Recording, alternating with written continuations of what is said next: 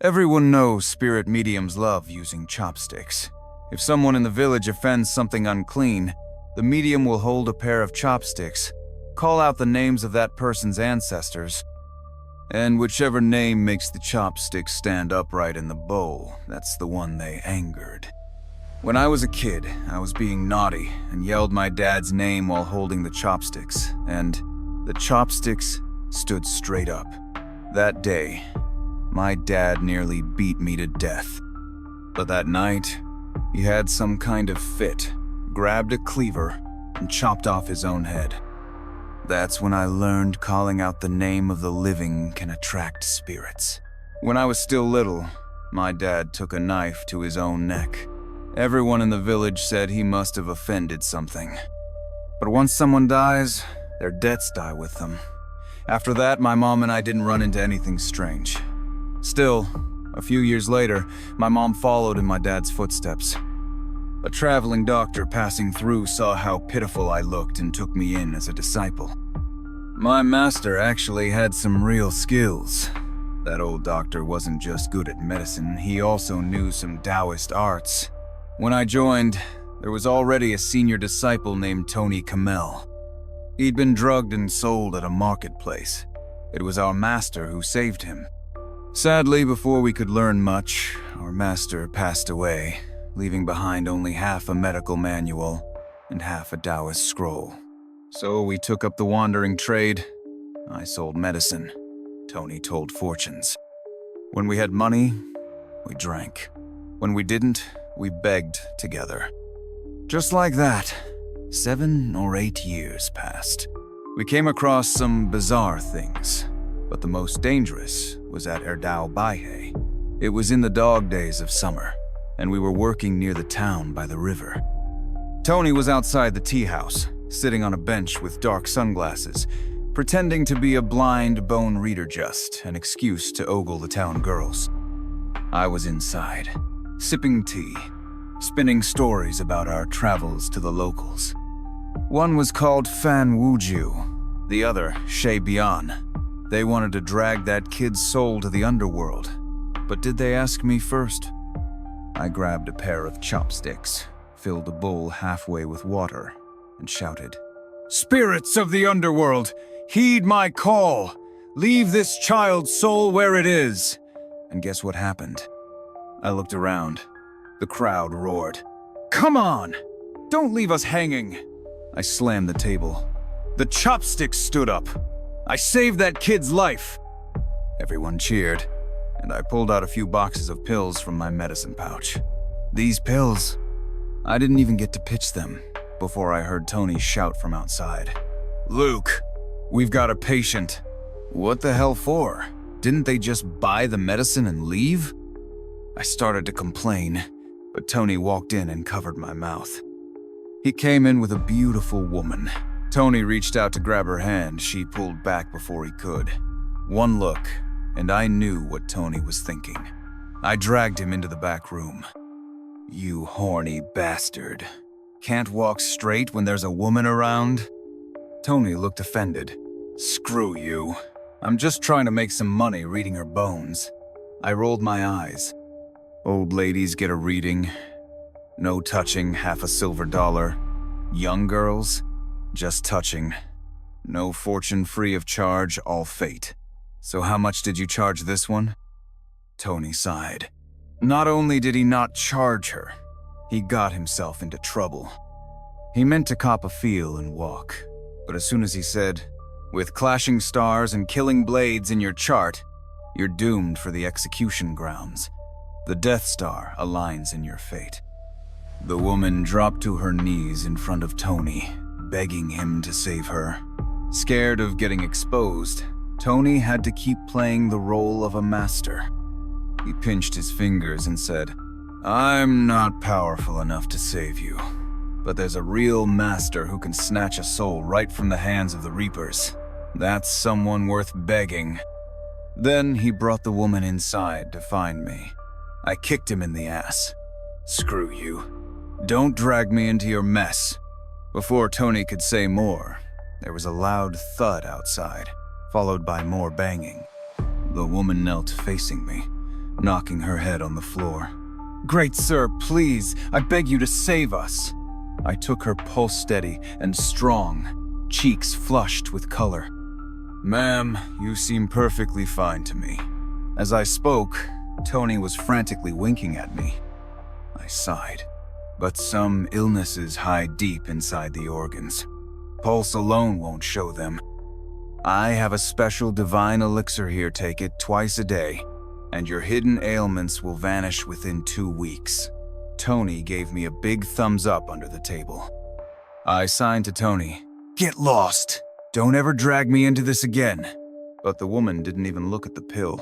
She frowned. "It's not me, it's my son." Tony and I both looked embarrassed. Her name was Emily Carter.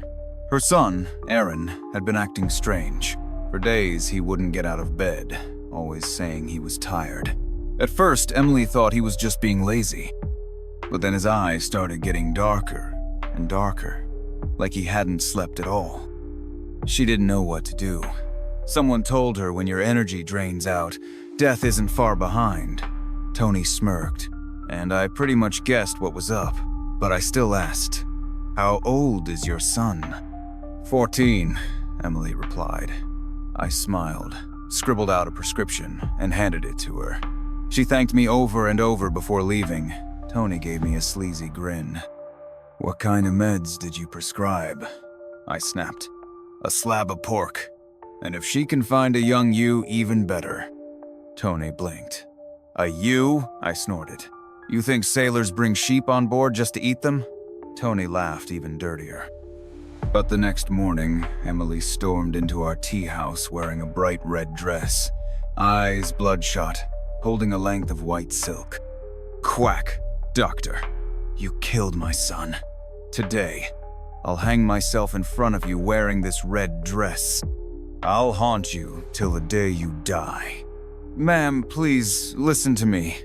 That remedy might not have helped, but it couldn't have hurt either," I explained quickly. "That prescription was just to soothe a young boy's love sickness. It couldn't have caused anything serious." Tony leaned over and muttered, "Think the little ewe kicked too hard? Maybe knocked over their ancestral altar?" I glared at him. "Shut up!" Emily wasn't stupid, but she was a desperate mother. Tears welled in her eyes. "But my Aaron passed out this morning and hasn't woken up." I frowned, then sighed. "Ma'am, you better take us to your house. Diagnosis requires more than a pulse. You didn't even let me see the patient. How am I supposed to treat him?" Emily saw reason and put the white silk away. The moment we stepped into Emily's home, I knew something was off. A normal house shouldn't feel like anything, but hers it was freezing cold. Tony nudged me and pointed to the sun-facing window, which was covered in moss.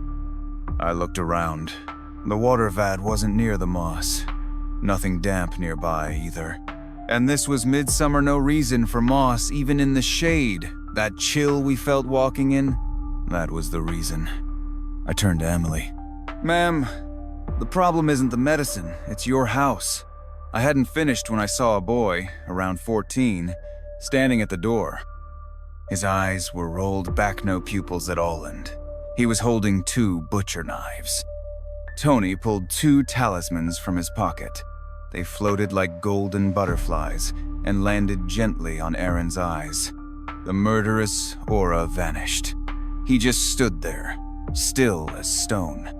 Tony walked over to Aaron and gently patted his hands. With a clang, the butcher knives dropped to the floor. When the talisman slipped off Aaron's eyes, he leaned back and collapsed. I looked at Aaron's darkened face and rubbed my temples. "Ma'am, your boy isn't suffering from any normal illness. From what we just saw, you should have realized that Toothis is a possession. He's been haunted."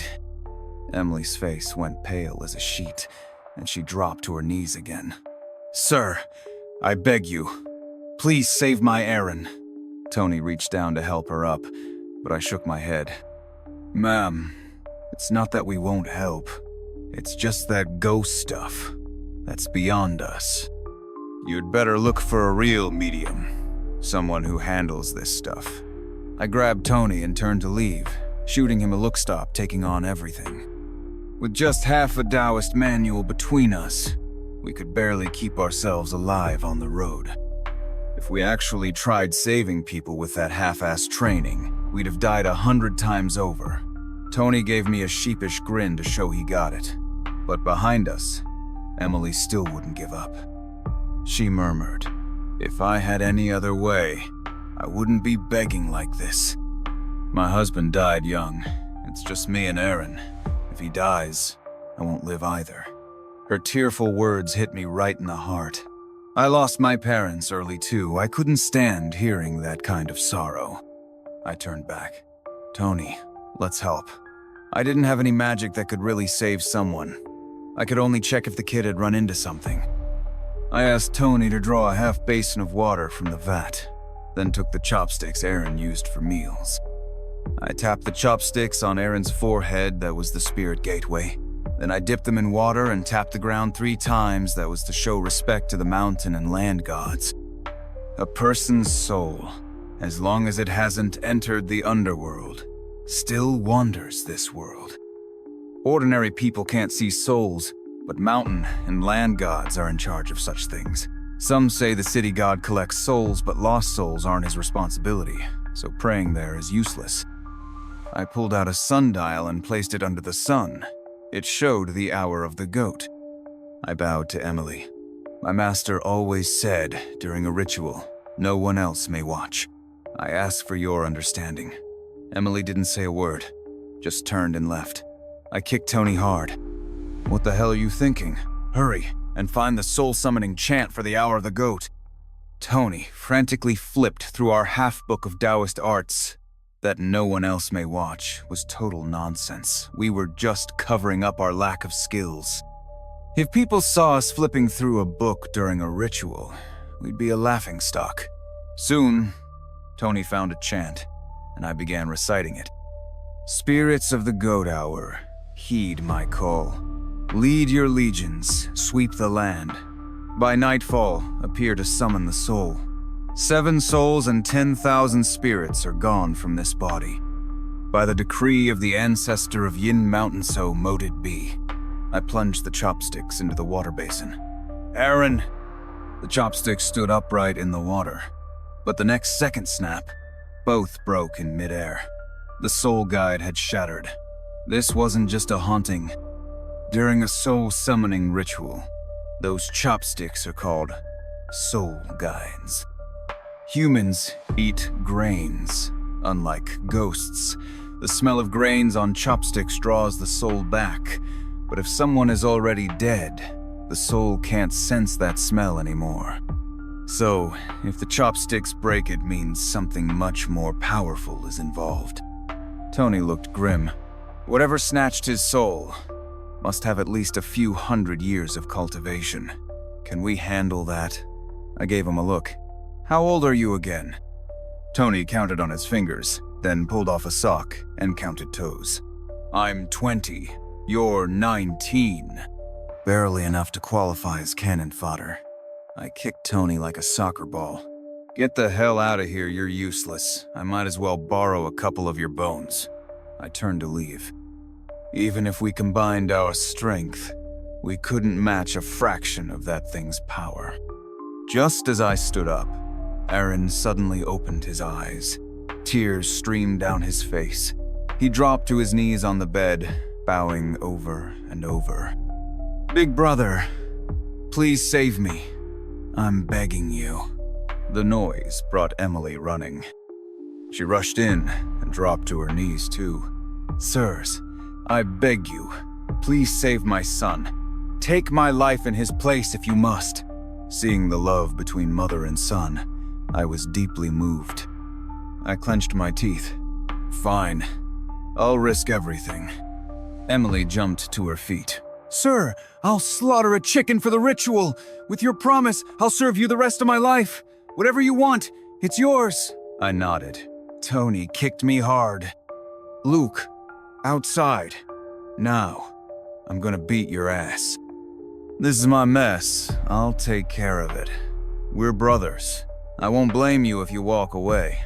I looked at Tony. This really was dangerous, and it wasn't fair to drag him into it. If something happened to him, I'd never forgive myself. I pulled out all the silver dollars I had.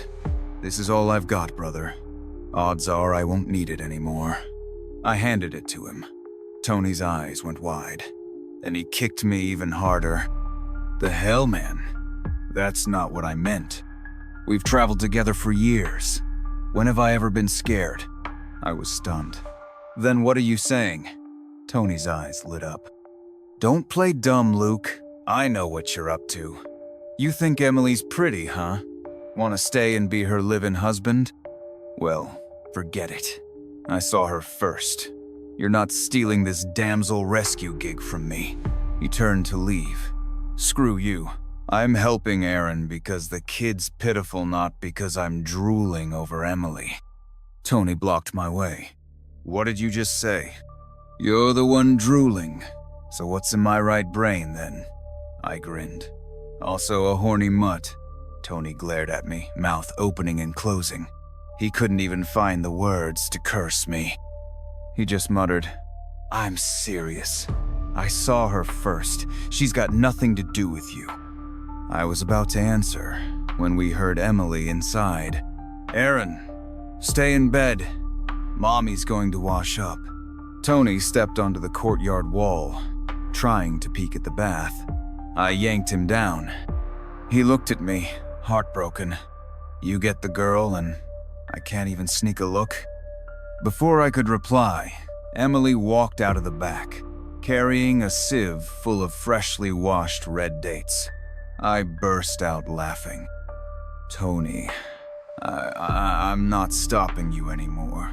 Tony saw the dates, turned red, and stuffed a handful into his mouth in rage. Emily led me back into the front room. Aaron was still lying in bed. I told Emily that Tony had decided to stay too. 2 people were definitely better than 1. Emily quickly grabbed Tony's hand and dropped to her knees, but he pulled her up and kept saying it wasn't necessary. As for whatever nonsense he was about to say next, I shut him up. I dragged Tony aside to examine Aaron's case. We'd only read about soul snatching in books. In all our years on the road, we'd never seen a real case. But logically, anything capable of stealing a soul had to be some ancient spirit with centuries of cultivation. Why would it bother with a child? I turned to Tony. Did you check Aaron's birth chart? Tony nodded, then frowned. It's a little weird. His chart aligns with the feng shui of Changbai Mountain. If he stayed here, he'd probably grow up rich and powerful. But earthly wealth means nothing to mountain spirits. I nodded as well. This whole thing had us stumped. What mattered now was how to bring Aaron some peace. He hadn't had proper sleep in days, and his energy was dangerously low. I turned to Tony. He looked back at me. We both grinned and said in unison, "Time for the knockout powder." What's knockout powder? Well, Tony and I have roamed all over, and we use certain slang. Knockout powder is basically a strong sedative. Whenever things get dicey, we use it to slip away unnoticed. Tony's gotten into so much trouble over the years that this stuff has saved our skins more times than I can count. Otherwise, some rich guy's thugs would have chopped us up and dumped us in a graveyard ages ago. Time for the knockout powder meant the heavy-duty dose, the kind that puts someone out for 5 or 6 hours at least. Technically, it's not a real medicine, but Aaron hadn't slept in ages. What he needed most was rest. A stronger dose should help him sleep soundly, even if he were a tiger. I pulled out a handful of white powder from the bottom of my medicine pouch. Tony glanced at it, then frowned. Not enough. Add more. He reached in and grabbed another handful. I nearly had a heart attack. Are you out of your damn mind? That much would knock out an elephant permanently. We wrapped up the powder and handed it to Emily. I told her to boil 5 bowls of water down into 1 and have Aaron drink it all. With any luck, he'd get some real sleep and wake up around midday tomorrow. Emily took the packet and thanked us again and again. Tony and I returned to our inn in Tone after all. 2 men crashing at a widow's house. That wouldn't look right. But the next afternoon, Emily showed up at the tea house, in tears. "It's bad, sir. Aaron, he won't wake up." That doesn't sound like a possession. One look at Aaron, and Tony and I both knew. His face was calm, no signs of suffering. He just lay there quietly, but his pulse was extremely weak, like someone who hadn't eaten in days. I quickly turned to Emily. "Did you feed him anything else?" She shook her head, saying he only drank the medicine we gave her. I asked her to walk me through exactly what happened. That's when the issue became clear. I told her to reduce 5 bowls of water into 1, but afraid it wouldn't be strong enough. Emily boiled it down into half a bowl. By the time Aaron drank it, it was practically a medicinal paste. He gagged so hard his eyes rolled back. Emily had to shove it down his throat with chopsticks. He hadn't woken up since. Tony and I turned to Emily. "Are you sure Aaron is really your son? If not, we might just sit this one out." Emily burst into tears. What she didn't realize was that by turning that mixture into a paste, she'd concentrated the medicine way too much. Even an elephant wouldn't have woken up after that. I tried to calm her down. "It's not fatal. He'll probably just sleep for 2 more days." Emily finally let out a breath of relief. But just as we were talking, Aaron suddenly rolled his eyes back and started twitching violently, struggling to get up. The sedative was too strong, he couldn't move. He just convulsed on the bed. After a moment, he went quiet. But outside in the courtyard, a strange wind rose from nowhere, spinning and swirling in place, and within that rootless wind, a faint human shape began to form. "What the hell is that?" I looked at Tony. He scrambled for our Taoist book and flipped through it, his face growing pale. The book said, "When rootless wind rises from flat ground, it is a sign of divine presence. If a human form appears within it, it's likely a 1,000-year-old demon, just one step away from becoming an immortal spirit. If it's human, they've already severed their 3 corpses and survived the 5 trials. They're nearly immortal. Judging by its soul-snatching technique, this didn't look like a righteous cultivator. If it really was a 1,000-year-old demon, Tony and I wouldn't even count as crumbs to it." Tony looked at me, and I instantly understood he was planning to bail. No matter how beautiful Emily was, survival came first. Emily, too worried about Aaron, hadn't noticed the figure in the wind. I hurried to ask, "Did Aaron see anything unusual before this? Did he provoke something?" Emily shook her head. "I don't remember. A kid runs around all day. Who knows what he saw? And most of the time, he wouldn't even tell his mom." Tony and I walked a few laps around the courtyard. That's when we noticed the moss. This wasn't ordinary growth.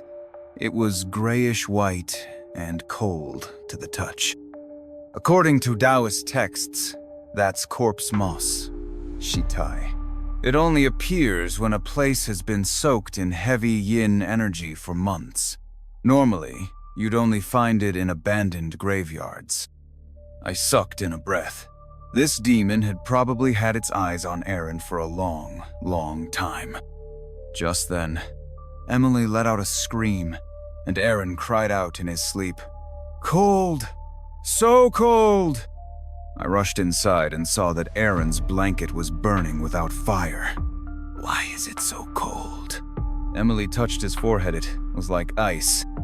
The air around Aaron was freezing, like a blizzard in December. I scooped a bowl of water from the vat. The moment I approached, frost formed thick on the bowl's surface. I told Emily, "This isn't just cold air, it's yin energy. In the middle of summer, to be this cold, this is the work of a demon." Tony pulled out a talisman from our master's pouch and swallowed it whole. Then he cried out, "It's bad. 2 of Aaron's 3 souls are already gone. If the last one's taken too, he's dead for sure. Emily collapsed to her knees, her legs giving out. Tony looked at me and sighed. Do you think you can use the acupuncture method Master left us? I frowned. Never tried it. I'll do my best. The whole house broke into chaos. The 3 of us scrambled to gather rooster, comb, blood, incense for the ritual, and the life-saving silver needles. Once everything was ready, I took the incense Tony handed me, pointed one hand to the sky and one to the earth, then brought my hands together and inserted the 3 sticks into the ground. I murmured, "The Tao holds 50. Heaven moves 40. 9, leaving 1 for man to grasp." Then I said aloud, "Today, I come to save a life. May heaven bear witness and our ancestors bless me." I grabbed the big rooster from Emily's arms and drew some blood from its comb. A rooster's crow is full of yang energy, as it absorbs the sun's essence every day. Its comb blood is a powerful tool against evil spirits. I flicked the blood onto the silver needles. With a flick of my wrist, 3 needles pierced Aaron's spiritual center. I pressed my palms together and shouted, "Suppress!" Instantly, Aaron stopped trembling and lay still. I turned and stepped outside. Once I was sure Emily couldn't see me, I couldn't hold it in anymore and coughed up a mouthful of blood. "Swallow this!" Tony handed me a yellow talismanany of the soul-suppressing charms our master left behind. There were only 7. We'd used 2 over the years. Even when we faced a snake demon in Laoshan, we couldn't bring ourselves to waste one. That shows how bad things were now. After swallowing the charm, I finally caught my breath. That feeling of my soul being slammed around was brutal. Tony waited until I looked better before asking, "Did you see what was trying to steal Aaron's soul?" The soul-suppressing needles, when inserted, could reveal the source of the soul-snatching. I frowned. "I can tell you, but don't freak out." Tony blinked, then nodded. I slowly said, "The Earth God." Tony froze. Honestly, I was shocked too. The Earth God is supposed to be one of the kindest, most benevolent deities, never harms mortals. If anything, he always shows up to help. So why was he stealing a soul now? Both Tony and I knew, when a god claims a life, it's fate. Most cultivators defy the heavens. Sure, but when it comes to gods, even they don't dare provoke them. Even if it were just the Earth God of some hill, we wouldn't mess with it. Tony and I sat in silence for a long time until Emily called us in for dinner. As soon as we stepped inside, I stared hard at her. "Ma'am, tell us the truth. What have you people done to deserve divine punishment?" "We're just regular farmers. We haven't done anything wrong." Emily was stunned by the question and blurted this out. Honestly, Tony and I believed her. But we hadn't met Aaron's father yet, so we couldn't be sure. Emily told us about her family. Years ago, there was a famine in Shandong. Many starved. Her parents brought her northeast to escape and survive. Even so, her parents died of starvation and left her with only a bag of dried food. One day, while crossing a mountain ridge, she passed out.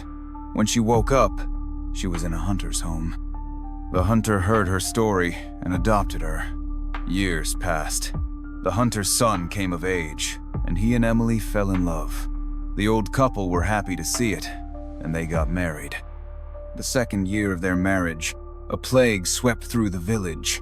The old couple didn't survive, never even got to meet their grandson. Emily and her husband inherited the house and had Aaron. But when Aaron turned 6, her husband suddenly left home. He left a note saying he'd joined the Boxer Rebellion to save the nation. But that was the last she saw of him. He was beheaded in Beijing. From then on, Emily raised Aaron alone. Tony and I frowned. We knew the history. Anyone who joined the Boxers was a real patriot.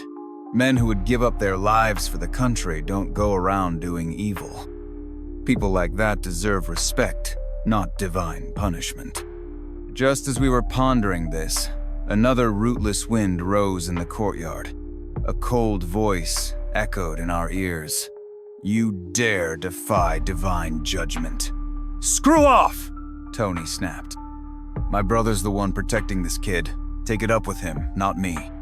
Tony shrank behind me, but something felt off. Earth gods are male, but the voice we heard, it belonged to an old woman. And after saying, "You dare defy divine judgment," she started mumbling in a language we couldn't understand. Sure, gods might have their own tongue, but mountain gods and land deities talk to humans. Why wouldn't they speak our language? I turned to Tony. "Don't you think there's something fishy about this earth god?" He frowned. "This storm doesn't feel like divine energy. But to impersonate a god, that takes guts." I nodded. The figure slowly emerged from the storm, eyes full of malice. Just as it was about to strike, I heard Tony behind me banging on a basin and chanting, "When Wang pulls the reins, whips shaking in rhythm, past 3 halls I bring forth spirit troops." I was shocked. That was from a spirit medium book Tony swindled off an old lady during our travels. He'd never dared use it until now. He must have been truly desperate. Tony stood upright and slammed the basin 3 more times. Wu Wang's whip strikes. Right hand raised the phantom horse moves as the spirit army marches. In an instant, light broke through the sky. The storm vanished, and the fake earth god let out a shriek before dissolving into black smoke. I clapped. "Damn, bro, you nailed it." Tony didn't answer. I turned and saw him lying flat on the ground, bleeding from every orifice. "Kid, wanna chant that crap too? Grandpa'll smack you next." I froze. A voice rang out it, called itself Carlos Mera, a spirit guardian of the Changbai Mountains. He said Tony had no spiritual fate and dared summon a god with a bootleg spellbook he got from a scam. If it weren't for our noble intentions, Carlos would have struck him down with lightning. Tony wasn't badly hurt, but he'd be unconscious for at least half a day. Carlos explained this was Changbai Mountain, the ancestral mountain of the Northeast's spirit deities. If Tony had tried that chant somewhere else, no big deal, most spirits wouldn't even bother to respond. But here, every immortal in the mountain heard it. It was like setting off fireworks in someone's front yard. Luckily, Carlos was a grand master and let it go. If it had been a more petty spirit like a yellow fox, it could have cost Tony half his life. I thanked Carlos profusely and swore Tony would never pull that crap again. Sure enough, half a day later, Tony shot upright in bed and grumbled, "Damn that old lady's fake book." I barely started chanting, and a giant golden fox smacked me with a brick. "What kind of world is this fox is throwing sucker punches?" I quickly warned him, "Don't talk nonsense." That was Carlos. And remember, we're in Changbai. They can hear everything. Right then, a thunderclap shook the courtyard. Tony jumped onto the bed, scared, speechless. Just as we were about to continue investigating Aaron's condition, we heard a sharp whoosh. The 3 soul-suppressing needles on Aaron's head flew off in unison. "It's here!" Tony shouted. The storm returned with a vengeance. This demon was terrifyingly strong. Carlos had just hit it with a lightning strike, and it was already back. Tony tried to chant the spell again. I yanked him back. Carlos said if you try that again, he'll smite you dead. Tony muttered, "What a petty bastard." I slapped him. After so many years on the road, Tony got the message. In Master's half-book of Taoist arts, there was a heaven-defying formation. Alone, we couldn't pull it off, but together, we might stand a chance. I stepped into the 7-star stance outside the house. The wind howled like giant hammers pounding the door. Inside, every bottle and jar rattled before shattering into pieces. I slapped Tony's back and pushed him out the door. "You bastard! Kicking me out to keep yourself safe?" he shouted. I rolled my eyes. "Shut up! I'll hold it off. Go find out what the hell this thing is." Tony nodded, lit 2 spirit-tracing talismans, smeared the ashes on his eyelids, then slapped on a speed talisman and shot out like a beam of light. Meanwhile, a haunting female voice echoed in the wind. It felt like my skull was splitting. 2 ghostly flames drifted near. As they got closer, they morphed into blood-red paper wedding dresses. In a flash, they were right in front of me. Invisible hands lunged for my throat. I dodged, but one still sliced open my shoulder. Just as I thought I was done for, I heard fast footsteps behind me. Emily charged in with 2 butcher knives. "Touch my son, and I'll gut you all myself." The knives were her husband. She'd left them behind when he went off to fight. He'd been a butcher before joining the Boxers. Those blades had seen hundreds of animal deaths, making them fearsome weapons even ghosts feared. The paper brides scattered. Even a light touch from the knives turned their paper into ash. They say a woman is weak, but a mother is fierce. Emily fought with such ferocity. She looked like a trained warrior. The paper brides kept dodging, but I coughed up a mouthful of blood to stabilize the formation. Soon, Emily had them retreating in disarray. This delicate widow went for the kill with every strike. I figured the fight would go on a while, but then I saw Emily throw herself forward, letting the brides charge at her. With a roar, she split them both in half. The ghostly hands didn't even touch her. Both paper brides disintegrated into ash. My eye twitched. Damn, this woman's got guts. That was a suicide move. Just as I thought, we were in the clear, dark clouds rolled over the sky, blotting out the sun. A blood-red crescent moon rose behind them, casting an eerie glow. Rain began to fall. I caught a few drops thick and red, just like human blood. Wailing and howling echoed from the sky. Something was coming. I swallowed hard, just as a voice boomed overhead. "I wasn't coming down this mountain, but now you've pushed me." The red-haired general. Lights flickered across the horizon. Something under the blood moon was being held back. I realized it had to be Carlos again. This was Changbai, ancestral land of northeast spirits. Most demons could get away with mischief, but this thing under the red moon was something much darker. Carlos was holding it back for now. I felt a little relieved. But then, Emily screamed. A creaking sound echoed through the courtyard. A coffin burst from the ground. My stomach dropped. Shit. If it were a normal coffin, maybe we'd manage. But this was made of willow woodun, of the 4 most yin-heavy trees, along with mulberry, locust, and cypress. Souls trapped inside couldn't reincarnate. Even a regular corpse could become a vengeful spirit in a coffin like that. And such coffins were often used for dark rituals. Whatever was inside, it was no ordinary ghost. Emily reacted instantly, rushing to the coffin and throwing her body over it, trying to keep whatever was inside from getting out. The nails holding it shut were yanked out one by one, visibly so.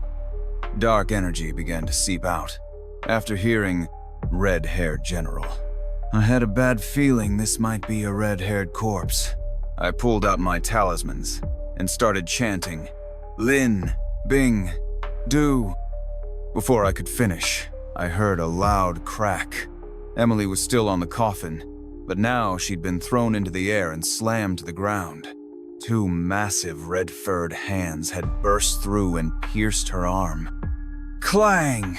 The last silver needles in Aaron's head dropped. I spun around, gritted my teeth, and used blood from my heart to reactivate the soul suppression needles, jamming 2 of them back into his skull. A piercing female voice shrieked inside my head. I want your life." No time to think. That corpse was still in the courtyard. I lunged at the coffin, talismans in hand, ready to seal it. But those red-furred hands grabbed my collar and yanked me forward straight into Emily. We kissed, completely unintentional, but she didn't care. "Little sir, quick, seal the coffin!" Before I could move, the corpse attacked again, ripping at us. Emily's blouse was torn apart, even her undershirt shredded. Bloody gashes appeared on her chest. I shut my eyes, chanting under my breath, "Calm the mind like ice, and fear not, the skies fall. Calm the mind like ice." But Emily's voluptuous figure had my blood surging, and just as the red-haired hands lunged, again nearly tearing off our pants, I couldn't help but roar, "Are you freaking kidding me? You think this is a damn test?" Emily froze, her cheeks flushing red. I grabbed a talisman and slammed it onto one of the coffin nails. A wail echoed from inside the willow coffin, but before it ended, the red-haired hands lashed out in a final strike. A nail shot out and pierced both our shoulders, pinning us together. With the coffin sealed, I gritted my teeth. "Hang in there, ma'am," Emily nodded. I braced one hand against her chest and pushed myself up the nail, yanked out with a squelch. Before I could take in what just happened, a gossip plate flew at me. "You bastard. I'm out here risking my life and you're sneaking a feel." "Screw you, Tony. Your head's full of trash." I rolled my eyes at him and didn't bother arguing, but Tony stared at me like I'd stolen his wife. Emily's shoulder was bleeding. I quickly applied wound medicine. She didn't say a word, just picked up her torn clothes, covered her chest, and went back into the house. Once she was gone, I began explaining to Tony what had happened. The blood moon, the bloody Rainer Master had probably never seen anything like this, or he would have written more than a cryptic line in that half-finished Taoist scroll. "When the red moon rises, demons walk the earth." Back then, those words didn't mean much to us. But now that we'd seen the red moon and blood rain for ourselves, it was nearly soul-crushing. Honestly, even if Master were still alive, I wasn't sure he could have handled it. We were lucky this happened in the Changbai Mountains, where Carlos's hot-tempered old fox spirit-healed back the real danger. But the appearance of that willow coffin reminded me that even with Carlos's help, we barely managed to fend off the minions. I pulled out a pack of cigarettes and handed one to Tony. After lighting them, I exhaled and asked, "Bro, what the hell kind of demon would go through all this for a kid's soul?" Tony's expression shifted. "To hell with demons, it's not a demon. It's a damn priestess from the island nation. Her name's Jessica Miller." I was stunned. With power like hers, she was basically a half-immortal. Why the hell would someone that strong come all the way to another country for a child's soul? But Tony looked deadly serious. What he said next chilled me to the bone. National sabotage. "Sir, can you understand this writing?" Tony and I had brought a booklet we swiped from Jessica to the local school teacher. He was well read and quickly identified it as being written in the island nation script. The more he read, the darker his expression became, until finally, he was grinding his teeth in rage. He turned to us. "Where did you get this?" Tony didn't lie. "Snagged it from that foreign priestess." The teacher let out a cold snort and told us this woman was pure evil. The booklet mentioned something called the Bafang Tower, an evil geomantic construct used to suppress a nation's fortune. According to the notes, the island nation wanted to gather specific stones from China's sacred mountains and rivers. These stones, known as spirit-suppressing stones, would be used to build the Bafang Tower. Once complete, they'd place their sacred stone atop it. The result? Their country would flourish endlessly, while ours would spiral into decline. Jessica had come to claim the stone from Changbai Mountain. These stones had to come from land blessed by mountain gods or special feng shui alignments like temple bricks from earth god shrines. After stealing bricks from a temple, Jessica would use a child whose destiny aligned with the land to perform a ritual. Over 49 days, the child's soul would fuse into the stone. That's how the spirit-suppressing stone was completed. Hearing this, Tony and I both narrowed our eyes. Anyone who knew us knew we were greedy and a bit lustful, but when our eyes narrow, it means we're pissed. I turned to Tony. "What now, bro?" Tony hurled the booklet to the ground. "I might be greedy and horny, but I draw the line here. Even if it kills me, we're stopping this. Since this is a national threat, I know 2 spirit mediums who can help. They'll join you on this mission." Within half a day, the 2 mediums were readily geared and prepared to leave. Taking our warning seriously, they brought everything, hundreds of talismans, and 7 or 8 pounds of pure cinnabar for warding off evil. When we returned to Emily's home, Aaron was already up and drinking porridge. The 2 mediums noticed the soul-suppressing needles in his head, looked surprised, then nodded. "Impressive. Seems you 2 have real skill." Tony and I laughed awkwardly. Honestly, I barely knew how to treat illnesses.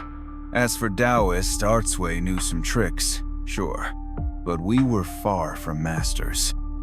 The 2 mediums treated Emily's home like a battlefield.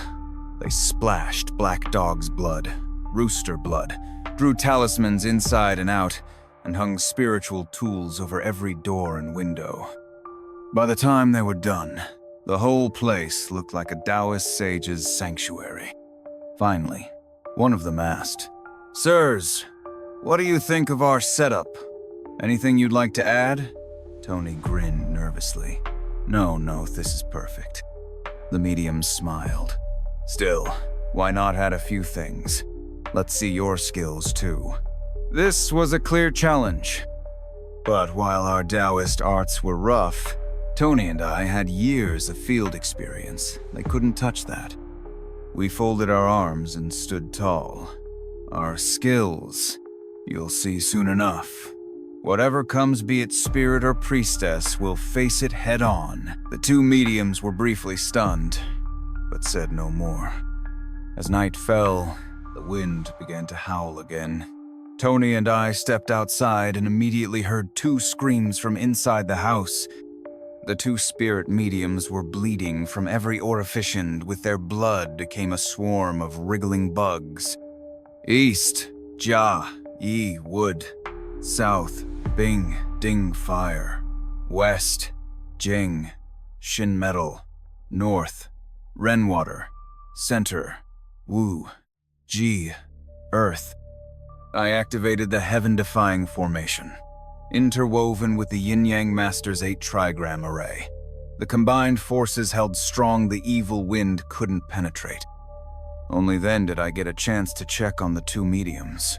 Jessica must have anticipated danger upon setting foot in the Changbai Mountains.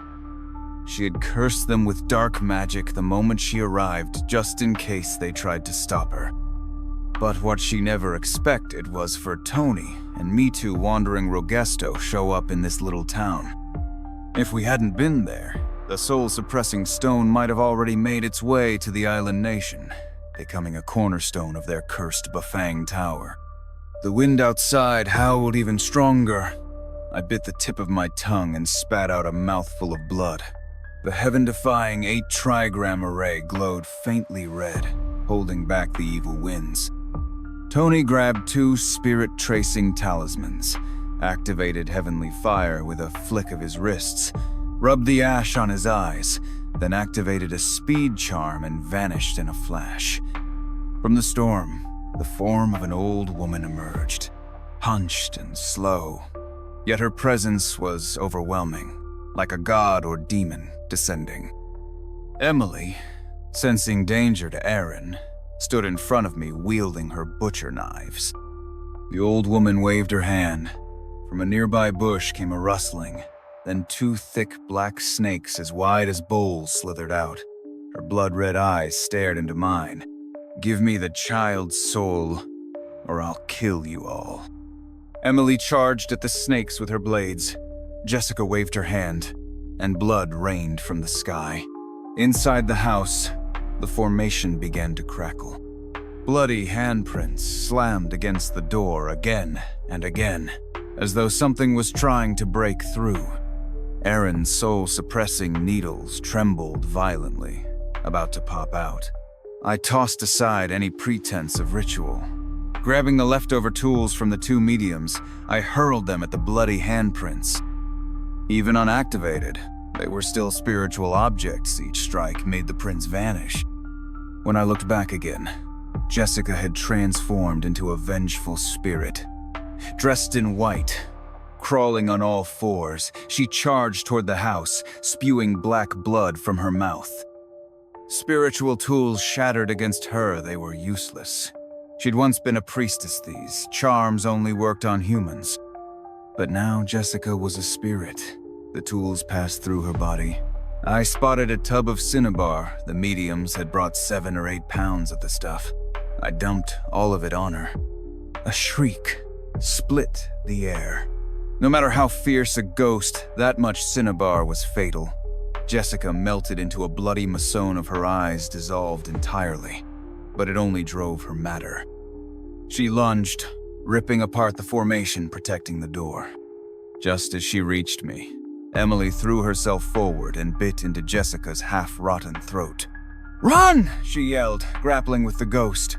I hoisted Aaron onto my back and bolted from the house. Jessica, now a full-fledged specter, flung Emily aside and came after me. The black snakes returned to tangle with her. I glanced back as I ran. Jessica was fast. After only 2 turns, she was right behind me. A cold gust nearly blew my soul out of my body. As she got closer, Aaron's soul-suppressing needles flew free, but he finally woke up. Right as she was about to reach us, I smacked Aaron's butt. "Pee! Now!" I yanked down his pants and mine, too. Just as the ghost opened her mouth, 2 streams of boy urine hit her tongue like boiling oil. Her tongue melted instantly. She let out a horrific scream and charged at me anyway. The urine burned through her cheek, but she was dead set on biting off my manhood. I shrieked and curled up, cursing her. "Damn, hag, what the hell is wrong with you?" I grabbed Aaron and tried to run, but my pants tripped me and I face-planted hard. Jessica, oozing blood and reeking of decay, lunged straight at my rear. I shut my eyes. That's it. Me chastity's gone. But the next second, she vanished into ash. I carried Aaron back to the house. Emily was soaked in blood. Though the snakes were dead, they'd done serious damage. I rushed to suck the venom from her chest just as another gossip plate came flying. Tony stormed in, panting and furious. "Luke, you bastard. I'm gone for 5 minutes, and you're doing this sleazy crap." I ignored him, focusing on the venom. Tony yelled louder. "That's it. I'm done. We're splitting up. I'll be better off without you." Once I finished extracting the venom, I finally spoke. "You moron. Didn't you see she's poisoned? I was saving her." Tony looked closer, then scratched his head and shut up. With him back, I finally relaxed and slumped onto the floor. "Bro, I nearly died just now.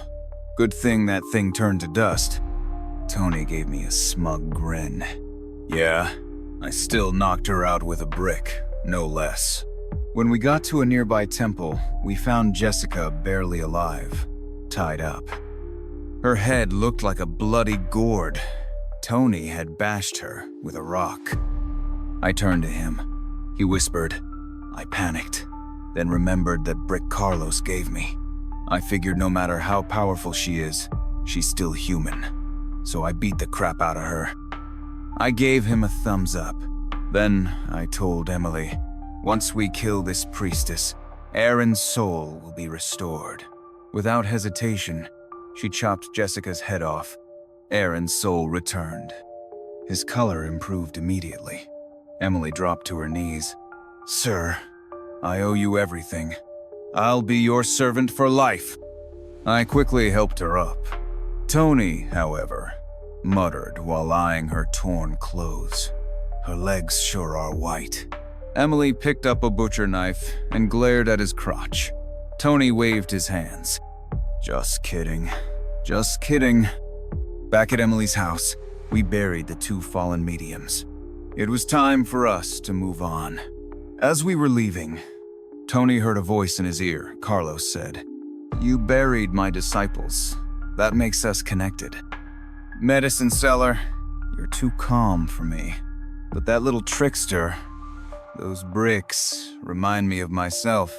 From now on, you're my named disciple. If you ever need help, chant the Spirit Army ritual. I'll be there."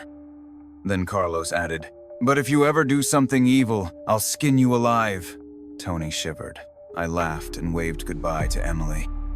With Tony at my side, I hummed my medicine seller's tune. We wandered off into the world again.